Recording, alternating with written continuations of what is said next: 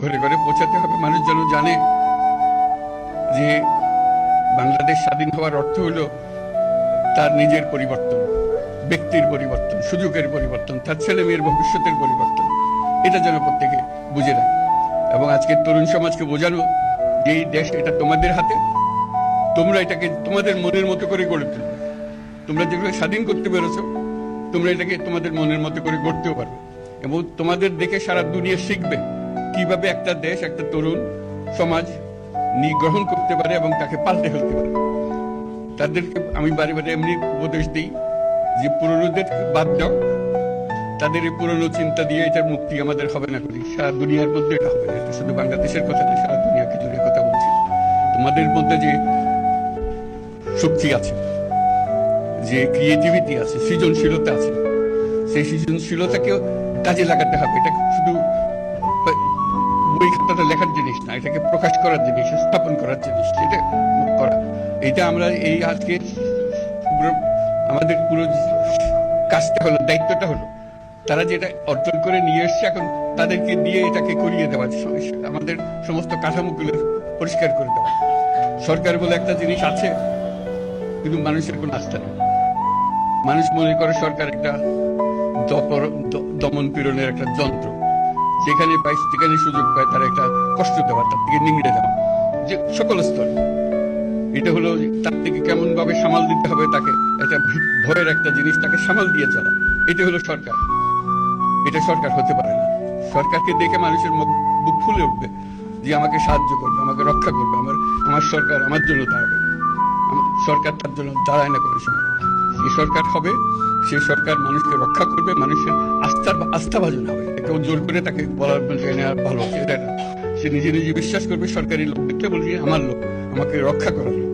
সেই আস্থাটা আমাদেরকে ফিরিয়ে আনতে হবে মানুষের মনে, তাহলে মানুষও যোগ দেবে। এটা মানুষ এখন পিছিয়ে থাকে যে কিসের মধ্যে আমাদেরকে ঢুকিয়ে দিচ্ছে। আমরা যেন জানতে পারি যে এইটা আমরা সবাই মিলে আমরা অগ্রসর হতে পারি। একটা বড়, সারা বাংলাদেশ একটা বড় পরিবার। এই পরিবার আমরা একসঙ্গে চলতে চাই এবং আমাদের মধ্যে দ্বিধা দ্বন্দ্ব যা কিছু আছে সরিয়ে ফেলতে চাই। যারা বিপথে গেছে তাদেরকে পথে আনতে চাই, যাতে করে একসঙ্গে আমরা কাজ করতে পারি। এর মধ্যে আমরা শুনলাম, আসার পথে শুনে আসছি যে এখানে আইন শৃঙ্খলা ব্যাঘাত হচ্ছে, মানুষকে আক্রমণ করছে, ঘর বাড়ি জ্বালিয়ে দিচ্ছে, সম্পদ জ্বালিয়ে নষ্ট করছে, চুরি করছে, দিয়ে যাচ্ছে, অফিস আদালতে আক্রমণ করছে, সংখ্যালঘুদের উপর আক্রমণ করছে, হিন্দু, বৌদ্ধ, খ্রিস্টান, আহমদিয়া সবার উপর আক্রমণ করছে। এগুলো হলো ষড়যন্ত্রের অংশ। এগুলো আমাদের বিষয় না। আমাদের কাজ হলো এটাকে রক্ষা করা, সবাইকে রক্ষা করা। এটাকে প্রতিটি মানুষ আমাদের ভাই, আমাদের বোন, তাদেরকে রক্ষা করা এবং আমাদের একটা শৃঙ্খলা ফিরিয়ে আসা। বিশৃঙ্খলা, সহিংসতা এগুলো হলো অগ্রগতির বড় শত্রু। আমাদের যে যাত্রা শুরু হলো, সেই যাত্রার শত্রু। এই শত্রুকে যাতে রোধ করা যায়, তাদেরকে বুঝিয়ে শুনিয়ে হোক, তাদেরকে আইন শৃঙ্খলার হাতে দিয়ে হোক, এটা বুঝাতে হবে। তাকে মেরে পেটে এটা ঠিক না, আইন শৃঙ্খলা নিজের হাতে ঠিক না। তাকে আমাদের আইন শৃঙ্খলা বাহিনী এমন হতে হবে, তাদের হাতে সুপর্দ করলে আমরা নিশ্চিন্ত থাকবে তার একটা বিহিত হবে।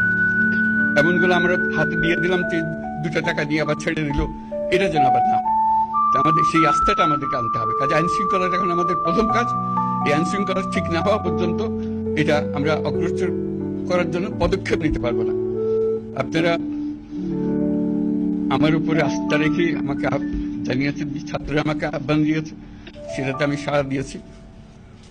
দেশবাসীর কাছে আমার আবেদন, আপনারা যদি আমার উপরে বিশ্বাস রাখেন,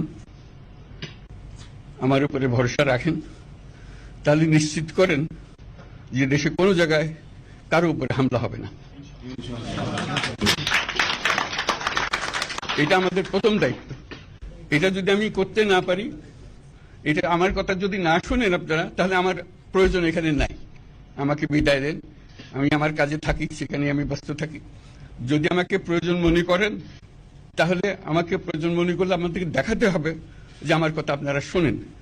আমার কথা না শুনলে আমার কোনো প্রয়োজন নাই। আমার প্রথম কথা হলো, আপনারা বিশৃঙ্খলা থেকে দেশকে রক্ষা করেন, আপনারা সহিংসতা থেকে দেশকে রক্ষা করেন, যাতে আমরা যা আমাদের ছাত্ররা আমাদেরকে পথ দেখায়, সেই পথে আমরা এগিয়ে যেতে পারি। এটা একটা খুব সুন্দর দেশ হতে পারে, বাংলাদেশ একটা খুব সুন্দর দেশের সম্ভাবনাময় দেশ। কাজে এই সম্ভাবনাগুলোকে আমরা নষ্ট করে দিয়েছি। এখন আবার সেই বীজতলা আবার তৈরি করতে হবে, আবার আমাদেরকে জেগে উঠতে হবে। তারাই এই বীজতলা তৈরি করবে, তাদের হাত দিয়েই হবে, এবং তাদের দিকে আমরা তাকাবো এবং আমরা তাদের নির্দেশ মতে আমরা অগ্রসর হব।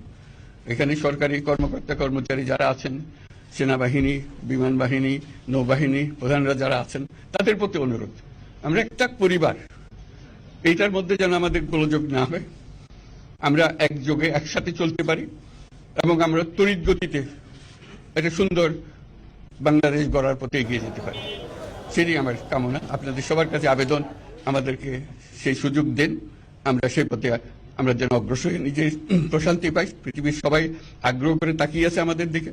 এখানে যখন ছাত্ররা রাস্তায় নেমেছে, পৃথিবীর সব জায়গা থেকে অভিনন্দন এসছে, যে তারা অবাক হয়ে গেছে। আমাদের তো গা শিউরে উঠেছে, প্রতিদিন যা হয়েছে অবিশ্বাস্য কাণ্ড। তাদেরও এটা স্পর্শ করেছে, তাদের তরুণরাও জেগে উঠছে আমাদের ছেলে মেয়েদের এই অভিজ্ঞতা থেকে, তাদের এই সংবাদ থেকে তারাও চোখ জেগে উঠেছে আমরা কি করতে পারি। কাজে আমাদের কাজ হবে এগুলো সম্পূর্ণ করা। আমরা আজকের থেকে শুরু করলাম, যেটা আশা করি আমরা দ্রুত গতিতে এগিয়ে যেতে পারবো। সবাইকে ধন্যবাদ। আজকে কোশ্চেন আমি নিলাম না, আর দিও না। Thank you, thank you. আজকে হবে কথা তো হবে। Thank you so much. Chief বলছেন যে স্যার